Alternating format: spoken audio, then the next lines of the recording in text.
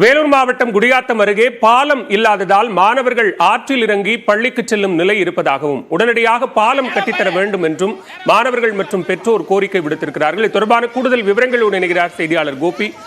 விவரங்களை பதிவு செய்யலாம். வணக்கம் பாலவேல். வேலூர் மாவட்டம் குடியாத்தம் அடுத்த அக்ராவரம் கிராமத்தில் அரசு உயர்நிலை பள்ளி இயங்கி வருகிறது. இங்கு சுமார் 400க்கும் மேற்பட்ட மாணவர்கள் பயின்று வருகின்றனர். இந்த அக்ராவரம் கிராமத்தில் இருந்து மீனூர் வழியாக சுமார் 10க்கும் மேற்பட்ட கிராமத்தில் செல்வதற்காக மீனூருக்கும் அக்ராவரத்துக்கும் இடையே கவுண்டன்யா மகாநதி செல்கிறது. இங்கு தொடர்ந்து ஒரு வார காலமாக மழை பெய்த நாட்களாக சுமார் முட்டி அளவு ஆற்றில் தண்ணி செல்வதால் மாணவர்கள் அந்த பாலத்தின் ஆற்றில் இறங்கி செல்லும் அவல நிலை ஏற்பட்டு வருகிறது.